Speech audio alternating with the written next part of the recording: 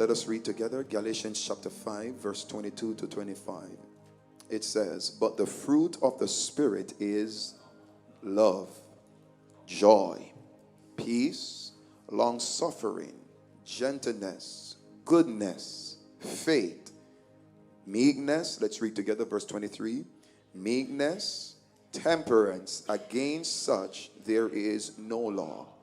And they that are Christ have crucified the flesh with the affections, and they that belongs to Christ have crucified the flesh with the affections and lusts." Verse 25. "If we live in the Spirit, let us also walk in the Spirit." Everyone said, "In the Spirit." If we live in the Spirit, we should also walk in the Spirit. Daily, we walk in the Spirit. 1 Corinthians chapter 12, verse 8 through to verse 11. Thank you, Lord Jesus. Everyone say, "God is with me." Oh, I wish that was everyone, my Lord. Everyone say, "God is with me." Believe him. Believe him. 1 Corinthians chapter 12, verse 8 to verse 11. The word of the Lord said, "For to one is given by the Spirit the word of wisdom, to another the word of knowledge by the same Spirit, to another faith by the same Spirit, to another the gifts of healing by the same Spirit, to another the working of miracles, to another prophecy, to another discerning of spirits," "to another diverse kinds of tongues, to another the interpretation of tongues." Now these are different workings of the same Spirit that you have, right? "But all things work that one and the self same Spirit," that's the Holy Spirit, "dividing to every man several as he will." My Lord and my God, thank you for your children that's gathered here today. Thank you for those that travel from near and far. Thank you for those that, oh God, is tuning online. Lord, I pray for the now word, oh God, to become alive. I speak, Almighty God, to the elements, and I bombard every force of the enemy that will try to snatch the word out of the hearts of your people. Let your words fall on good grounds here tonight. Let the recipients receive the word with all readiness of mind. I pray in the name of Jesus that this word will change their life for the better forever. God, this day, Almighty God, mark a turning point in the lives of everyone for an advancement in your kingdom, for growth in your kingdom. I give you the praise, the glory, and all the honor that is due unto your name. And can everyone say it in Jesus' name? Amen. One more time, in Jesus' name. Amen. Praise God. All right. So let's get comfortable now.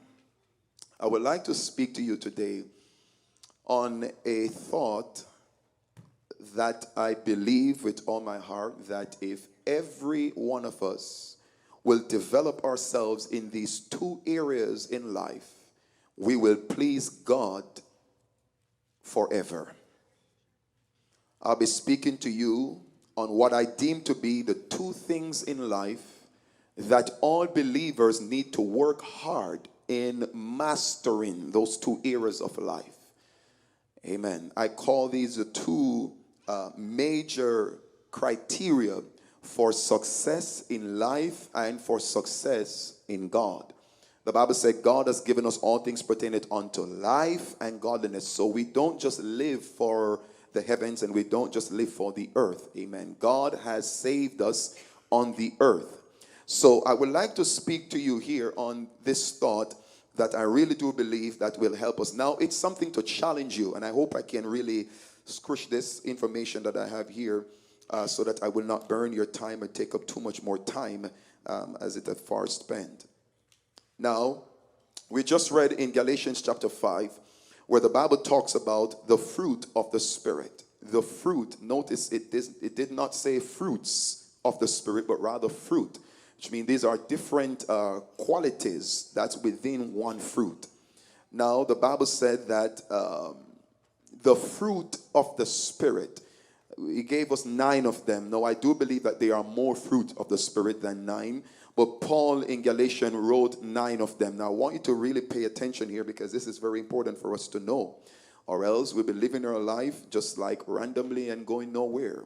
But I don't believe you came here to waste your time. If you get into this place, it has to be that you came to invest your time, not to spend your time with us, but to rather invest your time. Now, hear me carefully. The Bible talks about the 9 fruit of the Spirit. And Paul also in the book of Corinthians talks about the 9 gifts of the Spirit. Now today, by the help of the Lord, I'll be challenging you on the thought, character with charisma. Everyone say character with charisma.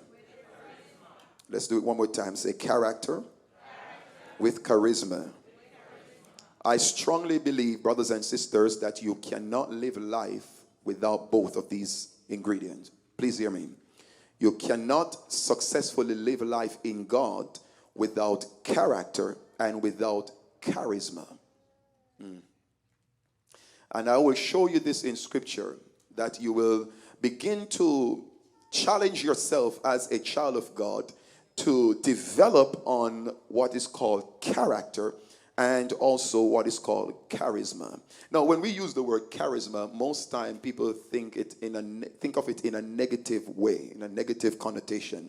If they see people dancing, they say he's very charismatic. But I'm going to really break down what charisma really is and show you in the word of the Lord that it is very, very important that you develop in charisma and also in character. These are the 2 main things that you inch your life on in order for you to really be a success and to really become a benefit in God's kingdom. Now, philosophy, belief system, values, morals, ethics, and character is what control lifestyles. I said philosophies, belief system, ideologies, right? Morals, ethics, character is what controls life. In every arena of life, brothers and sisters, it is character versus compromise. Is that true? It is character versus compromise. Compromise will give you, I call it artificial love. When you compromise, many will like you. Many will love you. When you compromise to what they want, they will always want you to be around them. But the moment you decide to stand for character, you lose a lot of friends. So compromise gives you artificial love. It's not genuine love. Someone come around you and they want to hang with you or they love you, not because they have genuine love, but because you have compromised to suit their criteria. As a result, they respond to you with pseudo love, with fake love.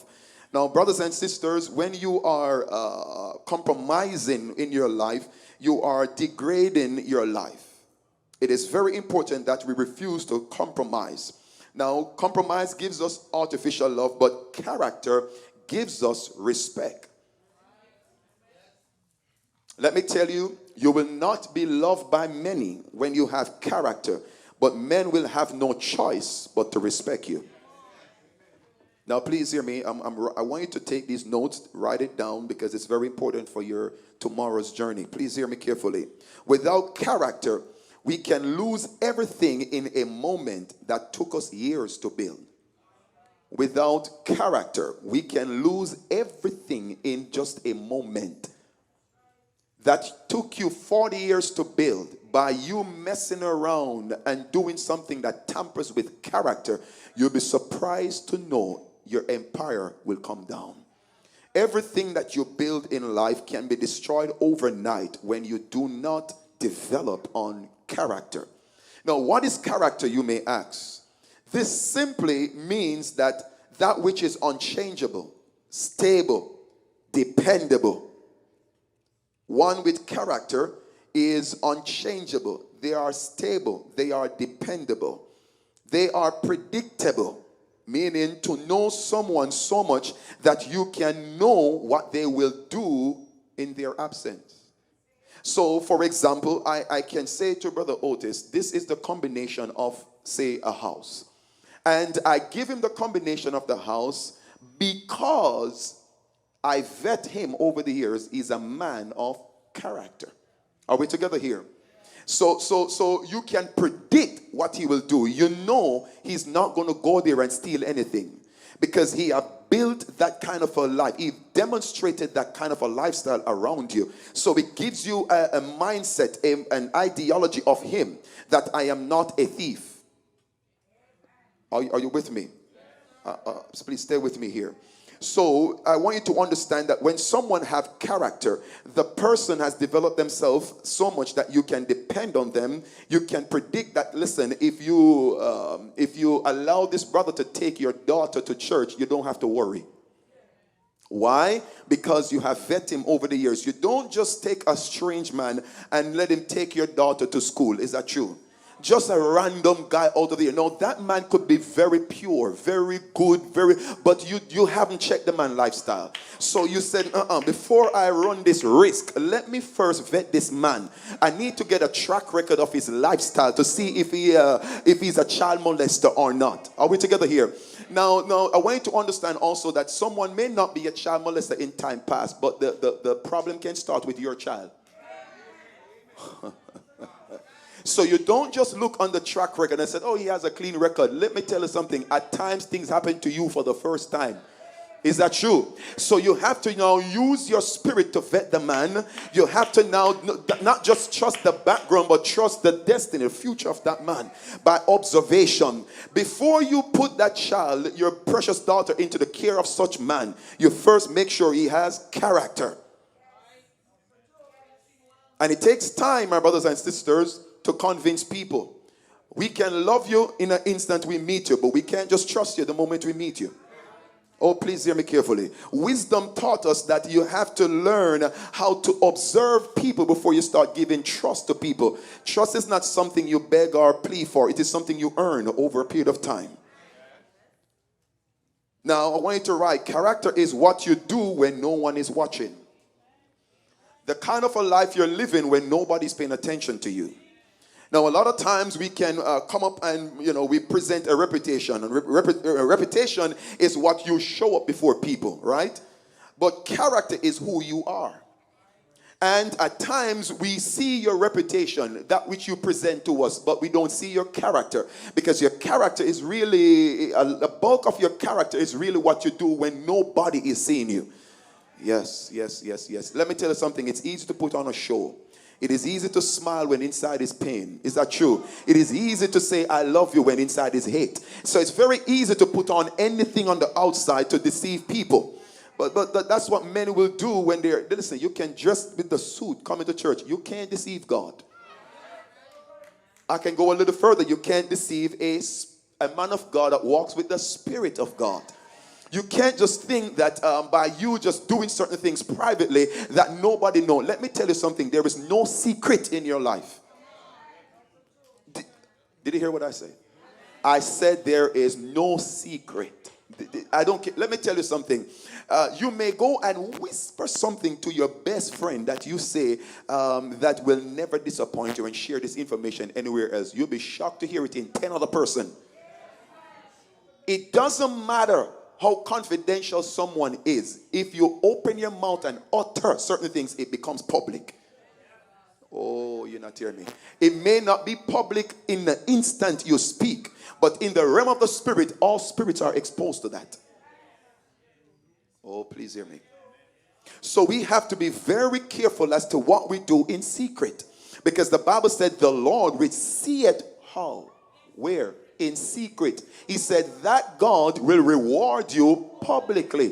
What you do in private determine the outcome in public. So as much as how you may put on a reputation or put on a show for the public, the true you will manifest one day.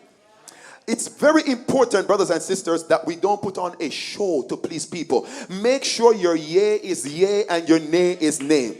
Do you know why, brothers and sisters, alphabets are called character? It's because A will always be A.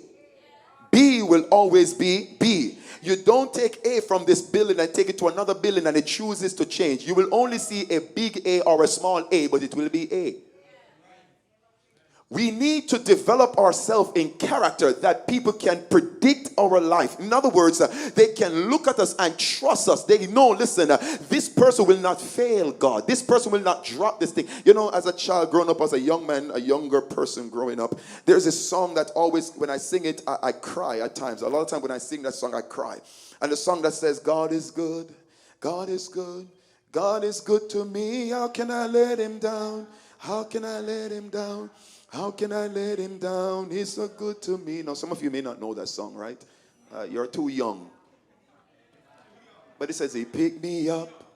He turned me around. He planted my feet, on higher ground. How can I let him down? And listen, and when you're going through the most challenging times of your life, the most testing, the most temptation, I sing these songs. How can I let him down? How can I let him down? You're resisting all the challenges that comes to destroy your character. It is not easy to build character. But let me tell you, when it is being built, no man take you down. Now, a person's character, a person with character is not always popular.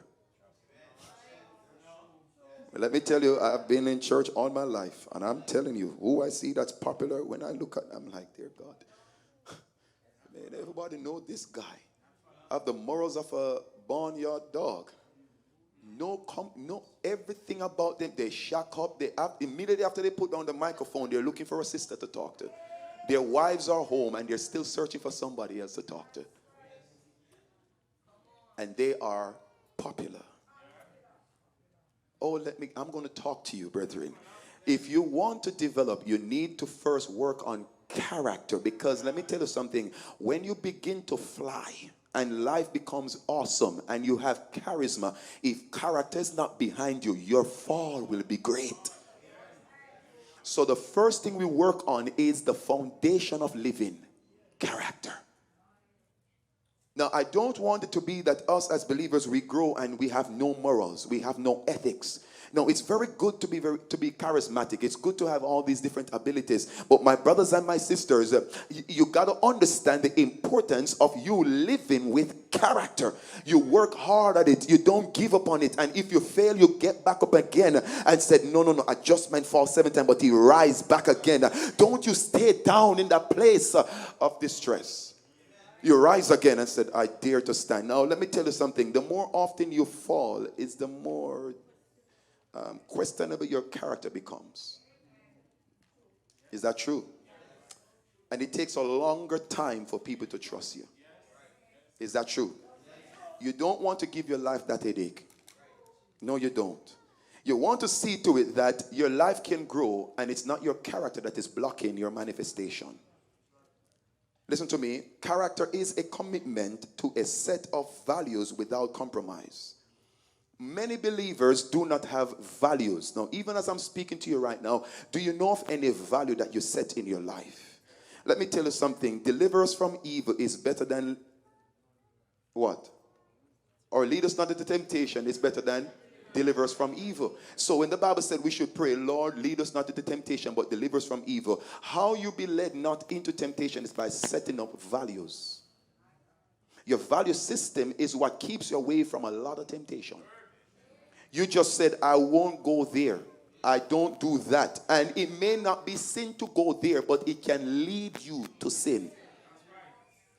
Listen to me. I told you I'm an old man in a young body. But you will never find me in movie theaters. You will never find me at these pubs and these places where you see a lot of sinners. Why? It may not be evil to go into that building, but the environment is not conducive for my health in growing with God. Please hear me, because when you expose your spirit to certain environment, it naturally gets into your consciousness, and then you have to now fight out all those things. Let me tell you, let me see those of you that you were raised in Jamaica or you were born in Jamaica. Okay, that's some of you. Now, it may be for some of you, all of you that sit in here. But where I was raised, please hear me carefully. I know so much reggae music, and I have never sat down and studied one. Is that true? I have never sat down as a child. I'm a church boy. I go to church from I'm a child. I've never sat down and said, I need to hear all this guy sing, and I'm studying the song. Yet still, if they start singing it, I know it. Why? Because when I was lying down in my bed, when I'm going to my bed, you hear those music thumping in the neighborhood, in the community. It gets into my subconsciousness without my permission. Is that true? So environment plays a big factor in how your spirit is shaped.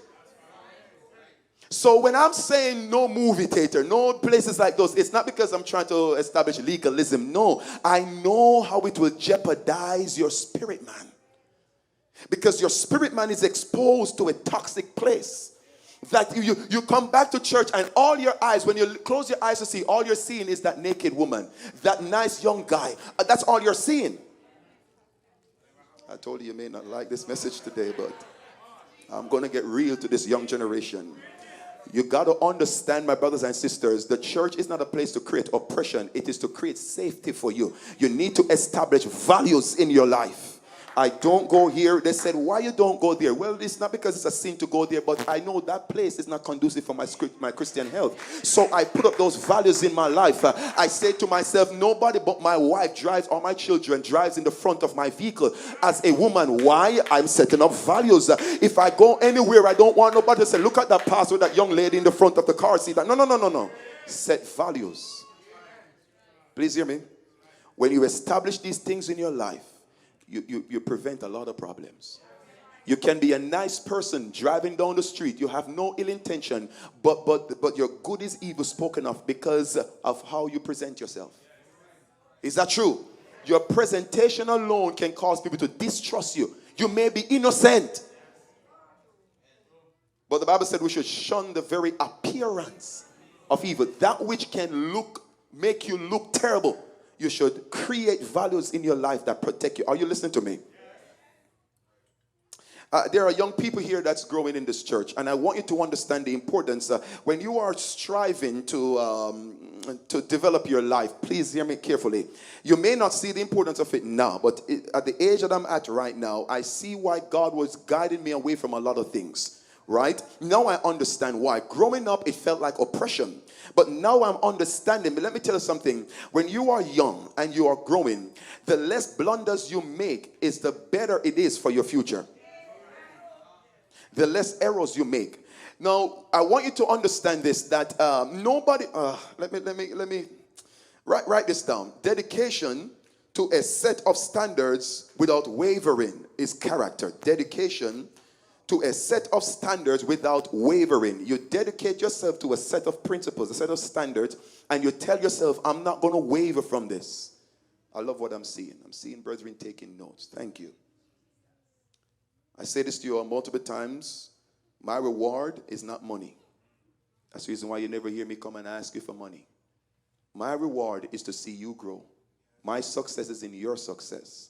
So when I don't see you take information, when I don't see you doing these things, it's causing me to think, oh Lord, are they going to get it, Lord? Write this down. Character is self-imposed discipline in keeping with moral convictions.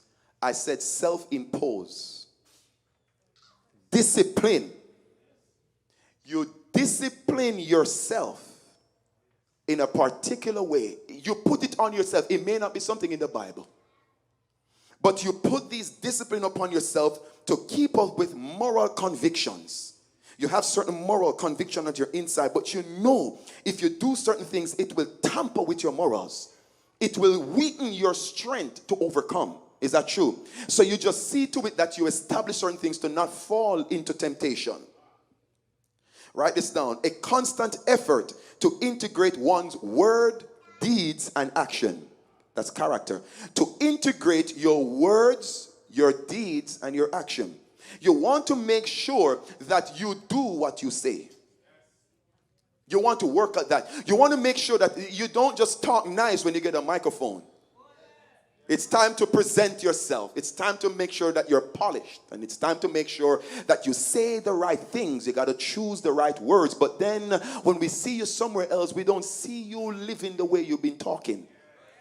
It's like someone telling their son, don't you ever put that cigar at your mouth and then send the child to go buy one. Go buy the cigarette for me. Boy, and you don't smoke it. Just make sure. You know, it's like someone that, they clean their house and they tell everybody don't wear shoes in my house, and they're walking in the house with their shoes. That's contradicting. You want to make sure that what you are saying is what you are doing. If I say to you, brethren, pray, and I don't pray, it makes me a hypocrite. Is that true? You can't tell someone one thing, but you really mean something else. Let me tell you something. Your character is being tainted the more you disappoint people. Which means you tell them, I'll meet you here this time. And every time you meet them, you say you're going to meet them at this time, you show up at a different time. Over a period of time, they're going to say, if that man tell you this time, don't you ever. Make sure you have a second plan. That's messing with your character. I'm going to show you how character is going to really affect your life, because a lot of people do have charisma, which you do need, but what's destroying them is lack of character. They're not predictable. You can't trust them. No, brethren, listen to me. I want to challenge every one of you in this church. Be very loyal. Be a loyal person. Be a dignified person. Be someone that both God and man can trust. Listen, this will help you even in your future career, even in your work world. Your boss need to trust you. And the only way they can trust you is not by you doing all-night prayer meetings. No, it's by the life you demonstrate before them. You pray from now to tomorrow, and every day you go to work late, he will fire you.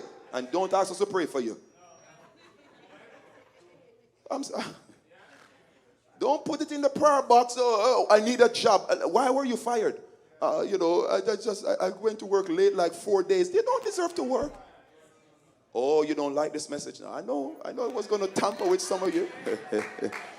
Because you want God just to magically work for you, and the Lord is saying, the way how life goes, you got to be committed. You got to be disciplined. Even if you don't like the job, be a loyal person. When you move, let it be that they miss you. There are some individuals, they go to some churches, when they leave, nobody miss them. Like, to God be the glory. Why? They are so inconsistent. They have no loyalty. Not even heaven miss them. I know what I'm telling you.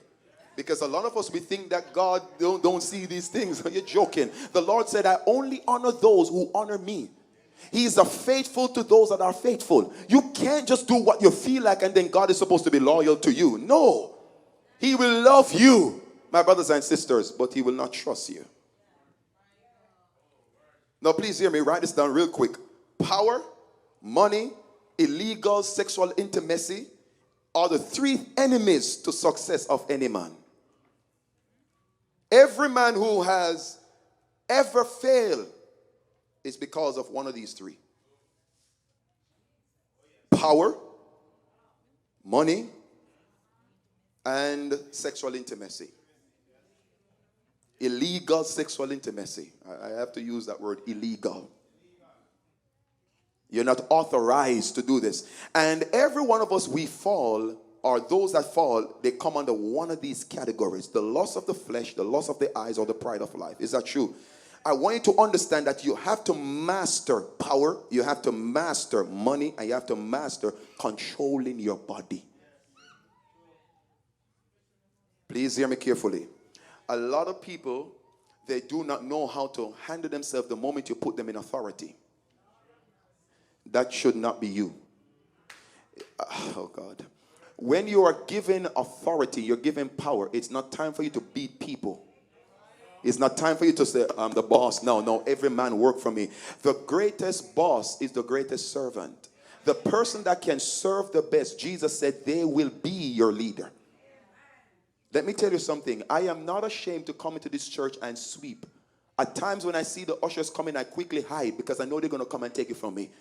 I'm telling the truth. One day I was sweeping there, I saw Brother Otis pulling the jacket. I said, oh my God, let me put this down real quick. Why? Because I know he's going to come and say, Pastor, put that thing down. But it's not. I'm not doing this to really to give an example. I am doing it because I know when you serve the house of God what it does for you. When you serve in what you do. There are a lot of us, all we want is power. We want name. We want fame. We like paraphernalia. We like all the flamboyancy. We like all everybody should pat you on the face and give you all the good gifts. Ain't nothing wrong with that. But my brothers and my sisters, let me tell you, you can't go high if you don't know how to stay low. Function low.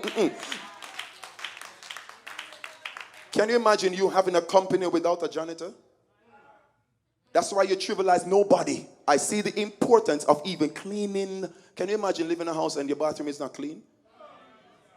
What kind of a thing is that? So everybody ought to be respected. Is that true? But let me tell you, when you learn to serve, it is an attribute that builds character. They will trust you. But don't abuse power. If you are being elevated in your job, it's not time for you to beat upon your co-workers or beat upon those that's beneath you. It's time for you to show them what real leadership is like. Oh, God. We are not going to stay low in life. A lot of you in here, you're going to become your own boss. You're going to become your own manager. And I am teaching you now. So when you get there, you will know how to sustain yourself there. Oh, it's one thing to get somewhere. It's another thing to stay there. Now, please write this down. The only way to test true character is by temptation. You can say you have character until you're tempted. Oh, I have self-control until someone steps on your toe. Is that true? Oh, I don't have anger problem until someone says something about your daughter. You'll be shocked to see what comes out of you.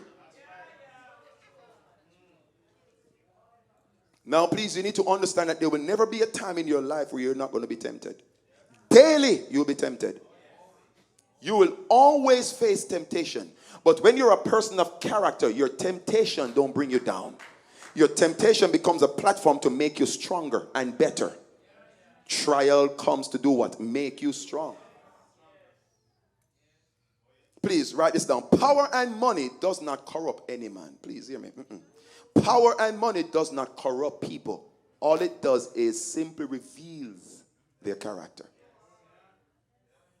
It just shows you the true person.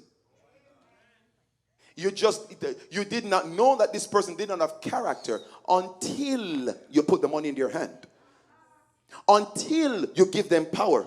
Oh, I'm an overcomer. No woman going to let me fail. No man is going to let me fail. Until a handsome guy shows up and said, you know, you're beautiful.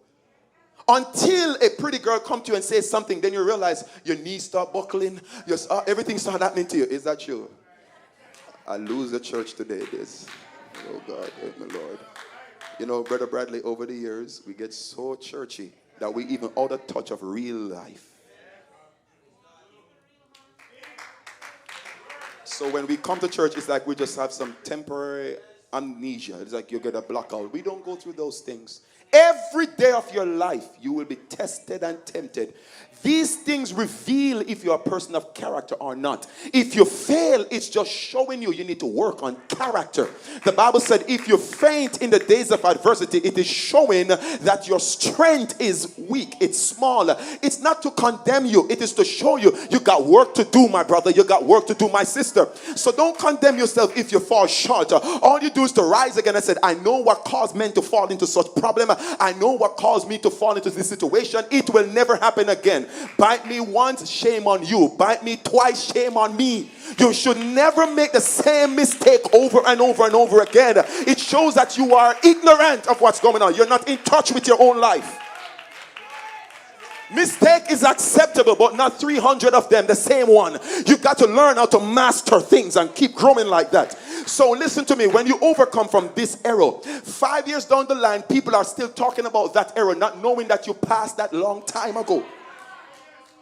And they're still talking about the past failure, the past fornication, the past lie you told, not realizing that you evolved into a different person, and said they're trying to hold you hostage by your past life.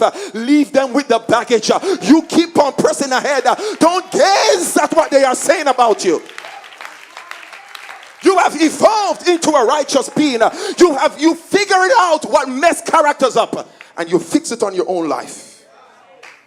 Oh, that's why I don't want my life and looking behind me. Whatever you know, that it came to pass. Whatever you know, that's what you knew. That's time past. But I know where I'm going, and most people don't know your future. Oh, they can only relate to your past, but you know where you're going. Oh, absolutely. So if you want to take those sins, you can take it. You want to go ahead and, let him stay there about his preaching. I remember when he did this. How long ago? Oh, yeah, I remember when we were in high school, he did this. Oh, really? You're looking at a different version of me. That was Demetri yesterday. What about Demetri today? What about the future Demetri? When people are talking about who you were, it's because they're ignorant of who you are and who you will be. Focus on your destiny, not your past. Don't be a prisoner of your past. Let loose yourself. Paul said, I press towards the mark of the prize of the high calling in Christ Jesus. Press to the future. But you know what caused men to fail. And so you said, well, when I was young, I made those errors. But now I'm going to a better place, and I know how to get there. So don't let money and power corrupt you. No. When God decides, I believe that the Lord delay in blessing people because the Lord is vetting their character.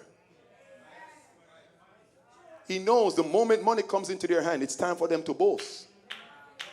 It's time for them to show people that I'm not a nobody. Yes, and the Lord is looking at the heart. Let me tell you something. If you don't want God to stop blessing you, please check your motives. Motive plays a big part in God doing anything for any man. Why do you want this? Lord, I need promotion. Why? Lord, give me more money. Why? If God can't find anything in your heart that is tied to his kingdom, you're going to be by yourself. You will build your house, but you will build it in vain. No, when I said your house, I mean your life. Now, I want you to write this down. As much as how character is important, please hear me, no one cares about character when you don't have charisma. Now let me get to the crux of this message. Please hear me carefully. You can be a person of perfect character and nobody cares. Let me teach you now, church. You don't vet the character of a dead man or a person that ain't doing nothing. Do you? You don't see a person that's not doing anything and just said, I'm going to check his character. You see that man on the street is a menace to society, is a nuisance to civilization, and you don't want to vet his character. The only time character becomes important is when you begin to rise. When you become of any influence is when character becomes important. Now hear me carefully. Many people, they have pursued charisma before character. Now you need to understand that charisma will bring people to you. Charisma will cause people to love you, which is very good. Charisma will give you promotion, but my friend, it is character that keeps you there. No, hear me carefully. If charisma gets you to be evolved into something great and you did not spend time building character, your fall will be very embarrassing. Hear me carefully. Character becomes consequential when a person begins to do something in life. Nobody checked Donald Trump's taxes until he said he wanted to become president. Some of you not even saying anything. Isn't that true? You don't see it on media where people are saying, we need to know how long Donald Trump have been a billionaire. Nobody checked his taxes until he said, I want to be a president. All of a sudden, let me see your tax record. Let me see your private life. Oh, no, that's important. You don't just appoint someone that do not have character. So all of that will be vetted when you want to grow, when you want to become greater. No, this is when your life can tumble down. And you would think it's because people hate you. No, it's because they can't trust you. Because when they check your track record, they realize that you're very dishonest. But you have charisma. You have the ability now to get things done, right? And so you are running a campaign and people following you. But when they start checking your private life, they said, do you know that he's a child molester? Do you know that that $1 billion that you see, he robbed like 4 people's bank account? Do you know that? And these things become consequential whenever you are trying to become something in this life. Now, it is the same application in the kingdom of God. Please hear me now. I'm going to talk to the church folks. It is the same application when it comes on to the kingdom of God. Don't you ever think, my brothers and sisters, that God is expecting you only to develop character and ignoring charisma. And don't you think that God wanted to have charisma without character. These two things all of us need to work on in order to have any success in God's kingdom. Listen to me, I was raised in the church and I have seen good character, people with good character. I've seen committed people, faithful people, very nice church people. They don't criticize, they don't run around and try to destroy people's children. They will even cook cookies and they will bake cookies and give to people, and very nice people. But every day of their life, the devil is beating them down to nothing. And it's all because they do not have spiritual abilities. It is called charisma. Write this down, please. Charisma is the compelling attractiveness that can inspire devotion into others. A divinely conferred power or talent is called charisma. Now, I'm going to show you in scriptures now. My brothers and my sisters, charisma is the compelling attractiveness that can inspire devotion in others. It is a divinely conferred power or talent. A divinely conferred power or talent. Please understand this. It is not our character that makes room for us. No. In the scripture, the Bible said in Proverbs 18 verse 6, it's a man's gift that maketh room for him. So you can be a person of good character, but you are nowhere in life. Please hear what I'm teaching you now. You can be a very disciplined church person, but yet still, nobody wants to hire you. Yet still, nobody believes in your abilities. Now, if you cannot do anything, you cannot be rewarded. You will not be rewarded because you're a person of character. You are rewarded when you're a person that has ability. Please, look at me now. Look at me carefully. On your job, you don't get paid to be a moral citizen. Is that true? You're not honored. You're not given an increase because of character. People do not pay your character. They pay your ability. You can't walk into a job and your resume just said, I'm a faithful person. I don't lie. I don't steal. I just want to know that your bank, if you give me money to count, I will not steal it. The person said, can you count? No. So you're just loyal. You're not a thief, but you don't have any ability. In the kingdom of God, you cannot live by fruit of spirit only and not the gifts of the spirit. I know where I'm taking your mind. We have too many Christians that keeps on ignoring the power of God. We are ignoring spiritual abilities and we are wondering why the church ain't getting nowhere. We don't grow. We don't become great by character. We stay great with character, but you become great with charisma. It is your ability that calls you to extend in life, and your character keep you up there. If you don't have character, when you use your abilities to get anything done, if you don't have character, it will fail you.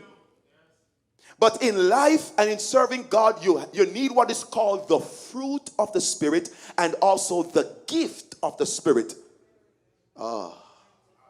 I taught you all when I was teaching on spiritualism. I taught you about the gifts of the Spirit.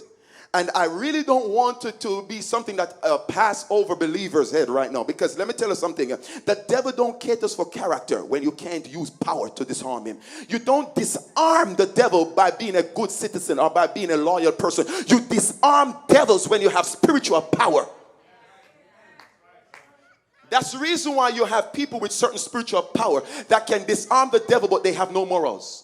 They have no ethics, because it's two different things that it takes to do. For you to really to be able to disarm spiritual wickedness, you need spiritual abilities. Now, your spiritual abilities will cause people to come around you. This is what Jesus Christ uses to really bring a crowd. But Jesus sustained himself with his character. So he loved people. He be kind to people. With his powers, he don't kill people. Is that true? His power can cause you to live or die. But because he have developed himself in character, the power that he has, he knows how to use it. Now, hear me carefully. Police officers, they are assigned for the safety of our community. Is that true? They are assigned for the protection of our citizens. However, they are given power, and they are given the rights to use the power. Now, they have to be trained how to use a firearm. Is that true? Not only to fire it, but to know when to fire it. Now, you can learn to use a firearm and you develop with that ability. However, if you don't have character, you will kill off even your family. You're given power to shoot, but you don't have character to know when to shoot, to know what to shoot, to know who to shoot. Are you with me? So I want you to know that with power, you can kill with love. Hear me, because in the name of love, you can kill. Let me see if you're thinking. Let me show you. When a police officer sees a man or a woman killing infants, the police officer has the right to kill that man in the name of love for the children. Is that true? If the police officer do not disarm that person, do not take that person down, it is showing the world that the police don't love the children. Because he's allowing one person to kill everybody else. I want you to understand this, that if you don't have spiritual powers, the devil will be caught loose in your life. People will say things and cause you to be destroyed. And if you don't know how to use spiritual powers, if you don't know how to use spiritual gifts, you will die being a nice person. Listen, the police officer has the gun. And if someone attacked the police officer, he has the right to retaliate in the act of self-defense. Is that true? But he can't just go and kill people. He can't just go and shoot. But if someone comes out with a gun to kill him, he has the right to release bullets before that person. Now, if he does not utilize his power, or if you don't know how to use it, I guarantee you, that thief will kill the police officer. Now, if the thief kills the police officer, the thief goes to jail. But if the police officer kills the thief, he gets off the hook. Why? It's self-defense. It is to protect him. Please hear what I'm teaching you now. Know what I'm telling you.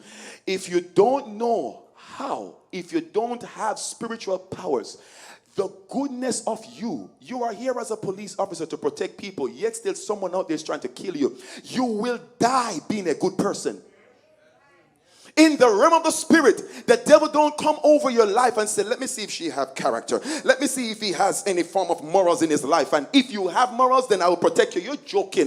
With good morals, the devil will release all kind of things in your life.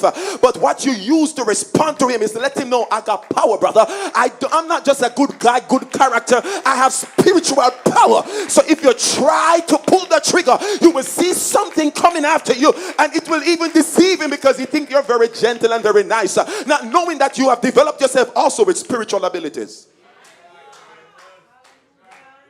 You need to know how to discern spirits. You need to know how to cast out devils. You need to know how to heal the sick. You need to know how all these spiritual abilities, brothers and sisters, you need to work on it, or else the devil will kill you being nice. You know, as I grow, I realized that there are a lot of things I have to change, because what I was exposed to growing up, I'm telling you, I was exposed to a good Christian home.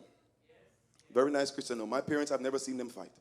My brother can tell you, we don't know what it is like to see mother and father fighting. Of course, they argue, but we don't. We were exposed to my father going to church every day. I mean, that's all he do, right? I'm exposed to my mom praying, doing all that stuff, taking care of the home. That's what I'm exposed to. And because of this nice little passive, beautiful way of living, I grew up with that mindset. My dad don't fight with people. If y'all know my father, Dad, I know you might be watching me. Mom, Dad, love you. Very nice man. My father don't get into trouble with people. He don't fight and fuss before. Listen, Daddy will be the one to go and, oh, my sister, my brother. You know, he's not an arrogant, rough kind of guy. Very easygoing man. I've seen him cry because of people. And I watch these things growing up. I look at these things growing up. I see him being abused, and he's a good man. He's not out there trying. I've never seen my dad trying to tear down someone or talking out to destroy a person. And I'm watching, and I say, but he's being very nice, but I'm seeing how daggers are getting to him. Voices, things that people are saying, and it's getting to him. And I said, if that's how I'm going to grow, there's going to be a problem. I was praying this morning, and the Lord said, oh God, I'm almost out of time.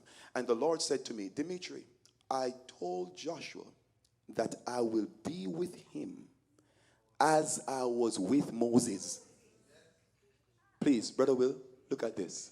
He said, I will be with you as the same way how I was with Moses, I am going to also be with you. Watch this. Moses could not get the children of Israel to the promised land. Then how did Joshua get them there? And the Lord, the same God, was with Moses the same way how he's with Joshua. So what is it that caused Moses to die before get to the promised land? And Joshua said, we go in there. I want you to understand this. If you look at the difference between these two characters that God worked with, Joshua is not a man to play with. Moses he was the passive pastor. He was the nice little bishop. I don't do problems. I'm a man of dignity and a man of character. But the Philistines don't care about character, Moses. The Philistines care about fighting. You don't gain the promised land by being nice. I am not turning you into a violent, wicked Christian. I am teaching you how to walk into your victory. Because with good character, you don't get into your glory with just good character. You have to fight for your destiny. Your good character keeps you there. It doesn't get you there. You can be a very good, nice person, and all because you lack abilities, you don't get to a certain place. Moses and Joshua, the difference is Moses is this nice little person. Joshua said, let me tell you, I don't care what giant. This is what Moses did. Moses sit down and Moses listened to the opinions of the people. Look at me, saints. Look at me carefully. Moses sat down and he listened to the opinions of the people. And when Moses sent them out to spy, oh God, everyone said, clock turn around.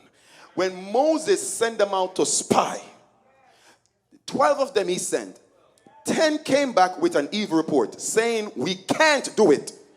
2 of them came back and said we are well able to do it. 10 of them said giants are on the land. Moses, we can't take the city. We can't get what God promised us. That promised land, we're going to have to let it stay for some other time, because right now all we're seeing are giants on the land. 10 of them saying that. Only 2 said we are well able. Do you know who those were? Brother Caleb and Brother Joshua. Right there, as Joshua being young, you see the difference between Joshua and Moses. Why? Because Moses now turned around and said, you know what, we're not going to go. He stilled the people and caused the people to recant and no longer go into the battle for their Canaan land. Because the people, they influenced the mind of Moses. Because 10 outnumbered the 2. So even Moses, he was blindfolded as to the potential of his God. When Joshua is saying, Moses, we can do it. Moses, we can get this done. Moses, don't be afraid of the devil. Moses is saying, but the people are saying that these giants are on the land. We can't go there. The Lord said, all right, listen, what I'm going to do, I'm going to let Moses be removed out the way. Oh God. So the Bible said that the Lord said in Joshua chapter 1, Moses, my servant, is now dead. Joshua, stand up. It's time for you to take the people to the promised land. Then he said, the same way how I was with Moses, I'm going to also be with you. But with your mindset, I will get my job done. It is your mentality that determines your victory. It's not if God is with you or not. The same God with Moses is the same God with Joshua. And Moses couldn't get them here, but Joshua got them there. I'm here to tell you, you only get to your destiny when you know how to fight. The Bible said the kingdom of heaven suffered violence, but the violent take it by force. And you cannot fight if you're not a skilled person.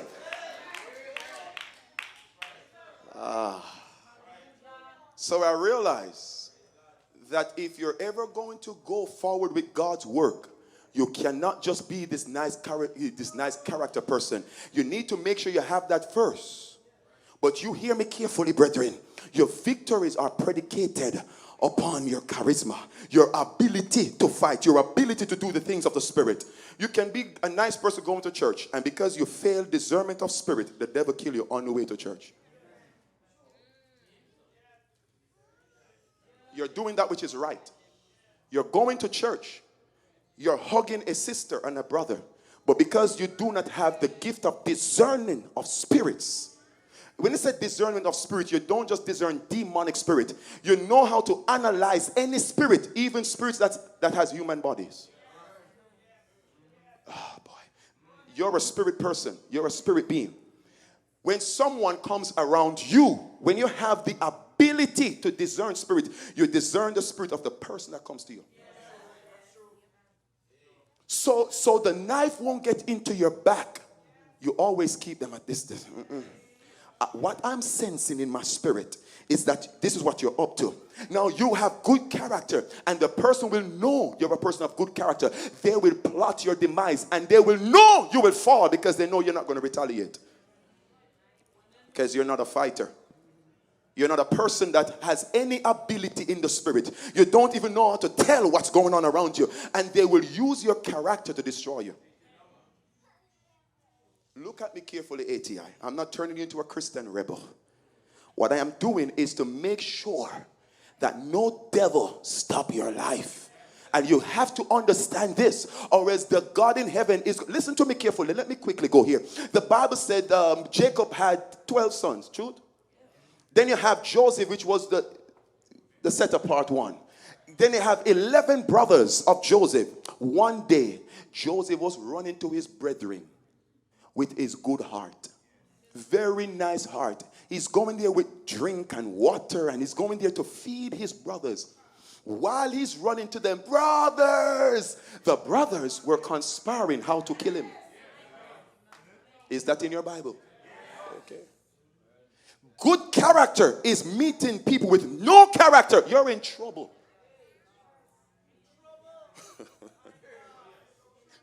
This guy's so innocent. He's just running to his brothers. And he's running to them, embracing them. And the brother sat and said, listen, we're going to throw him in the pit now. We're going to throw him in the pit. The moment the young man got there, he said, brothers, you came with water. Backs the water out of his hand, grabbed him and said, in the pit you will go. Let me tell you, any man that throws you in a pit, they will live to see your rising. I said anybody that used their tongue to put you into a ditch, your life is in a mess because of what they say. That you know they lied on you, and your life end up into a predicament that you're struggling to get out of. They will see you rise because if you put me in the pit, I'm telling you, I'm going to get to the palace whether you like it or not. Oh, you better believe the God that you serve, church. If you have character, don't worry about it. God is going to give you the grace to overpower those that have no character. So as innocent as he was, they tossed him into the pit. But they could not stop Joseph's ability. Oh, look at me, church. The man had character with ability. The man had gifts to discern dreams. And that is what you're killing him for. Please read it. It's in your Bible. He told them a dream. This guy is a dream interpreter. And he interpreted the dream to them that he got. And the interpretation of the dream caused his brothers to hate him. Who you think you're going to rise above us? Who made you Lord over us? The man said, listen, I dreamt. This is what my God gave me. He showed me all of you bowing to me and mommy and daddy bowing to me. They said, you're the youngest among us. Who told you that? Let me tell you, many will despise you because of the color of your skin. They will despise you because of your age. They will despise you because of your background, where you came from. The Bible said, can any good thing come out of Nazareth? This is one of them. You got to point to yourself. Can any good thing come out of Nazareth? I am one of them. I may have a messed up background, but I will be the beauty. I wish I had a church with me in this place. I said it doesn't matter where you came from. You can be the one that is chosen. Messed up background, who cares? The God that you have, the God that's in your life can beautify you with salvation. Oh, we don't rise in God's kingdom because of pedigree and ancestry and beautiful. You have a lot of people that raise in good background, but their life is a failure. No, I'm not against raising your children in a good background now. It helps a lot. But you hear me carefully. Some of the greatest fighters in the Bible are those that did not have good backgrounds.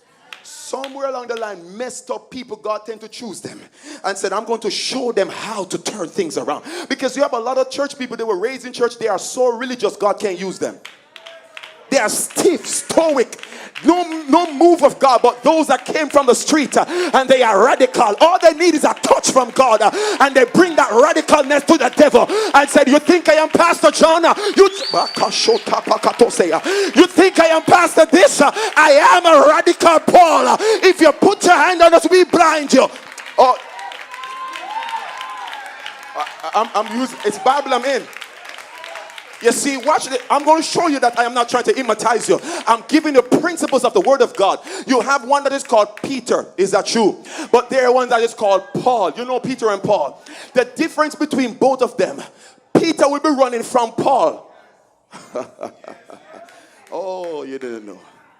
Paul was such a radical Pharisee that he take letters from the king to say, we're going to kill all Christians. And even Peter running. No. Ananias hiding. All the apostles hiding. But on his way to Damascus, God touched him and said, I like this attitude, but you need the right personality behind you.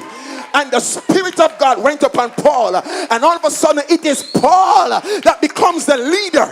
Oh, God.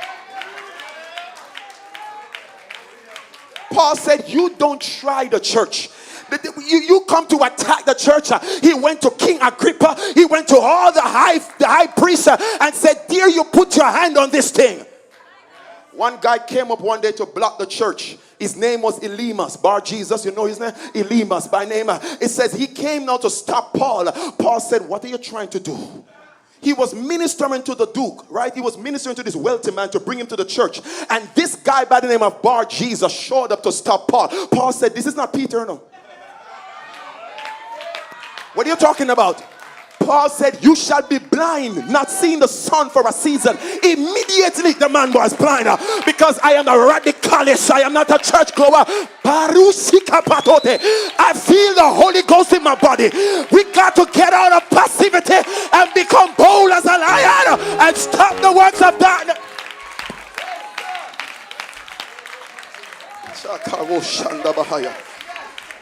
I believe in character. I believe in morality. But you need the power of the Holy Ghost. The Bible said in the latter days, many will be given to seducing spirits and doctrines of devils. Many will be denying the power. You don't rise in the kingdom of God without power. You need ability to fight. You need abilities to stop the works of the enemy. We grow with character and charisma. Joseph interpreted dreams. So they were trying to see if they could use their messed up lifestyle to kill Joseph. But my brothers, when you have an ability, you will get to the place where God tells you. Joseph did not get to become the governor over Egypt because he had character. He got there because he had ability. The man had character and he was where? In prison. He got into prison for running away from women. You remember the story about what the Bible teaches, right? This woman, Potiphar's wife, was trying to grab him to lie with him. And Joseph said, I will wait until my wife comes. I can't let myself get caught up with all this stuff. He dropped his coat and he fled. And the woman framed him. And Joseph said, I'm still not lying with you. Put me in prison. I'm a man of character. That's what he says. In prison. Character had him there. Joseph, be faithful to God. He's there in prison years. And the man feels like all his vision is done. His dreams, it's out. That vision that God showed me as a child to become the ruler, it's no longer in view. God said, you're joking. You're joking.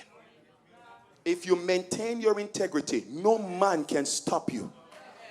If you have integrity and ability.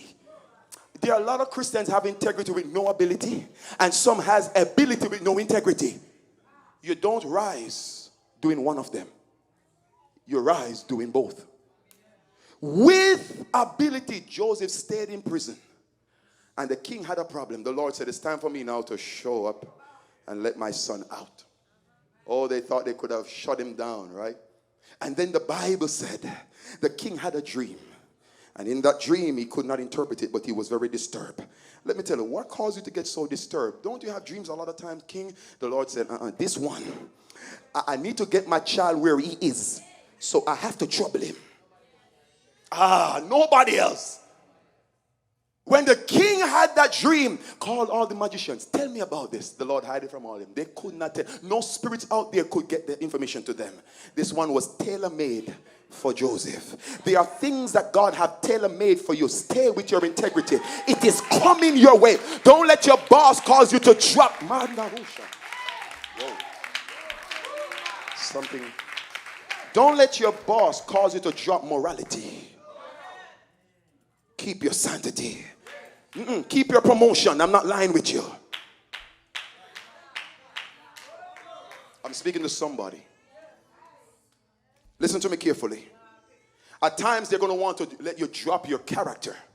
Lose your morals. Don't you know for church growth you have to be like this. You have to do that. They said, I maintain my integrity. I don't go to other people's churches and covet their saints. I don't practice those things. I'm a man of integrity. You don't go scan out a church and see good musicians and say, we're going to see how we can get them to come to our church. You're a demon.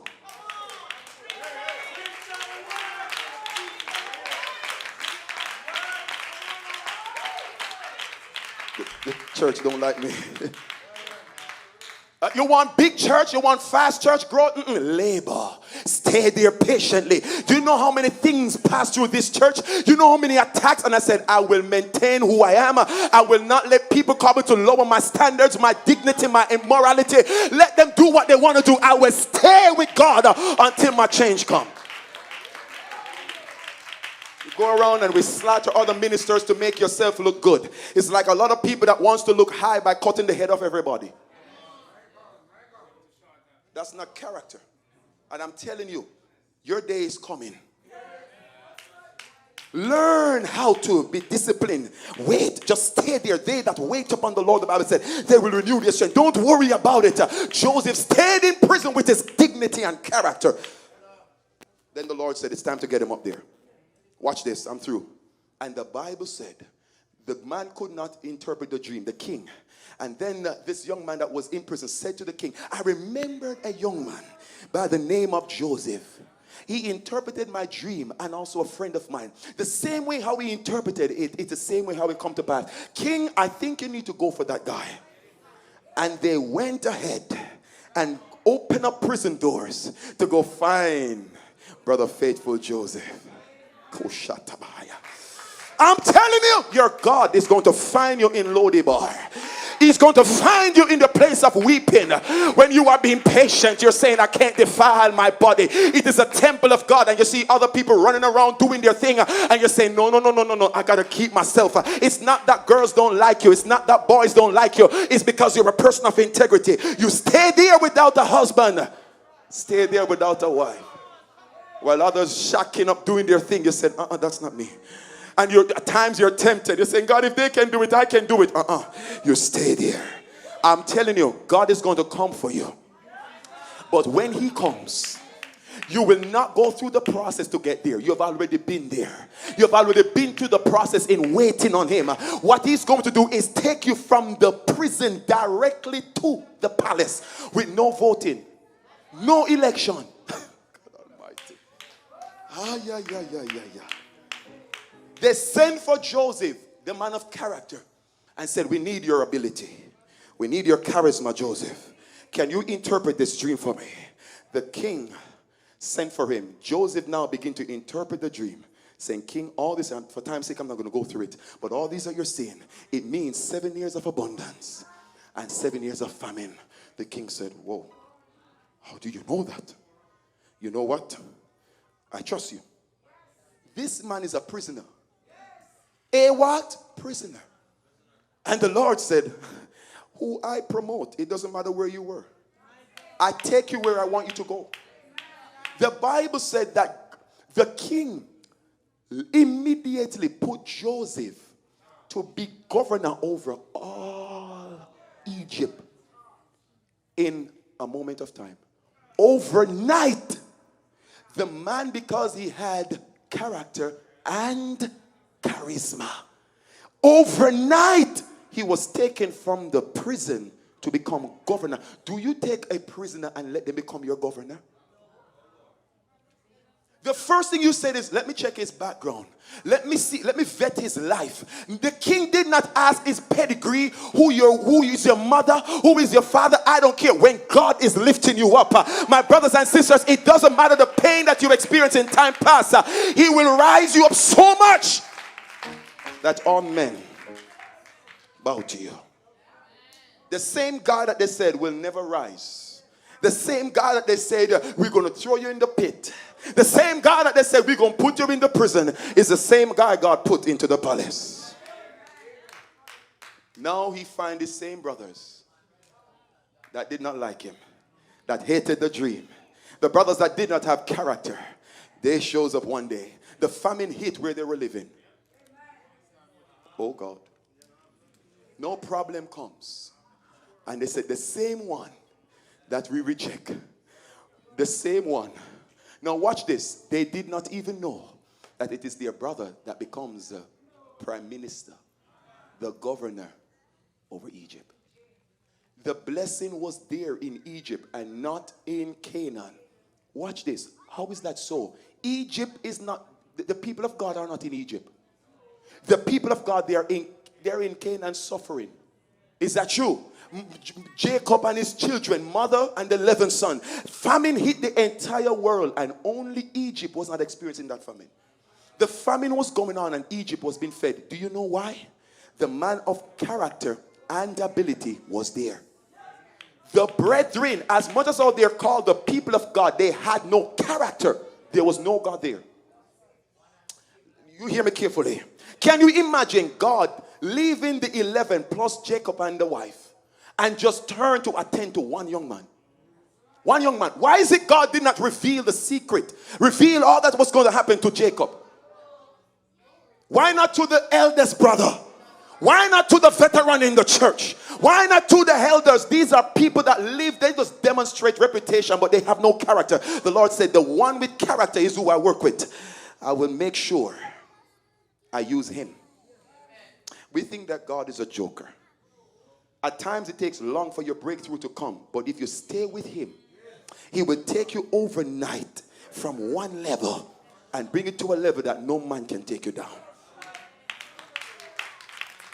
The scripture said, God promoted this man and make him governor over Egypt. And even his same brethren, they came back and they said, please, Joseph. Well, they didn't say Joseph, they said governor. Governor, we are starving. Can you please help us? And the Bible said Joseph looked at them and he said, excuse me, guys. And he turned around and he go in the back of his chamber and he wept. He's crying. Why? Because there's one side of him that's saying, help them. Another side is saying, let them see your power. Anybody has ever been through that? One side that is saying, help them. Another side that is saying, I'm going to show them who I'm governor. Anything Joseph said, all of them would die. If Joseph just said, soldiers, take them, that's it. And he had to weigh those things in his mind. My character is now on the line. He come back in front of them and wipe his tears off and just present himself. Okay, listen, so this is what you're going to do. All of you, you're going to return to your father and leave this one here. They all start crying, no, sir, no. This is now Joseph being authoritative. And then Joseph said, I said, this is what you're all going to do. No, you all go and leave this one. No, the one that he told to leave was his brother from his mother's side. Right? And then the Bible said they all went, they were crying. And Joseph was just testing their heart. Every one of them, he's checking to see if they are still wicked on the inside. Let me see if they will come back and save this brother. They did not know they were dealing with Joseph. Because Joseph had the garments of Egypt. He had on all the tapestry of Egypt. So they could not recognize. God is going to raise you up so much that your enemies will not recognize who you are. They are looking for the past version of you, not knowing whom you have become. There's some that will come around and even trivialize who you have become. But the Bible said, Joseph vet their heart, and Joseph realized that they were sorry for what they did. And then Joseph said, guys, it's me. Me who? I am Joseph. Who? By then, they all worship him already. They are bowing to Joseph, not even realizing the dream is coming to pass. There are manifestations that will take place in your life that those that curse you is the one that's blessing you and don't even realize. That it is what you say is coming to pass. Let me tell you, when God put a thing in you, there is nothing that men can orchestrate to derail you as long as you maintain your integrity in God and you work on your abilities in God. No man sustained the power to take you down. Joseph blessed them and said, I'm not as wicked as y'all. It's not who I am. Power don't corrupt me. I have power now. I have money now. I can determine if you live or die. But I am a man of character. Many Christians will show them what power is like. Go, move, arrest. Soldiers, arrest them. No, these are wicked men. I remember who they are. I remember who they were. I remember what they did to me. No. You learn to forget those things which are behind. And you said, no, that's what they did. Let me see if that is the same person they are now.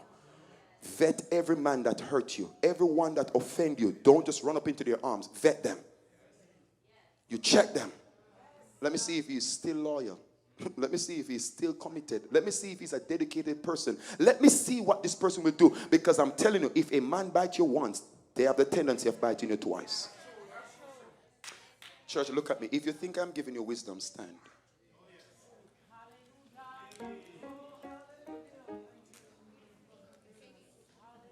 Please don't stand if this word does not help you.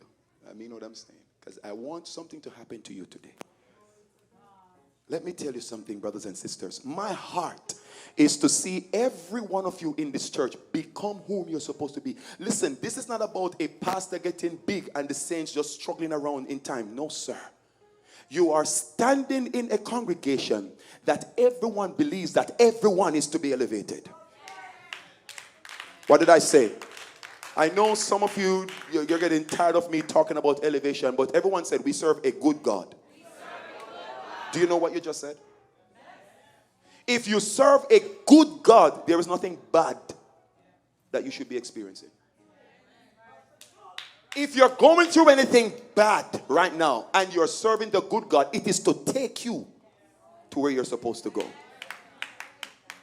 I want you all to understand this, my brothers and sisters. Do not go to church and just warm benches. Do not go to church and just sit in pews. Work on your character and work on your abilities. Because God would not have used Joseph to interpret the dream if Joseph was not a dream interpreter. God did not use him, my brothers and sisters, because he had character. God used him because of the ability that he has. So in life, you live with abilities, charisma, and character. Don't let nobody tell you you don't need to have no power. Don't let nobody tell you you don't need to have these abilities to do things. If you don't have it, my brothers and sisters, you will die being innocent.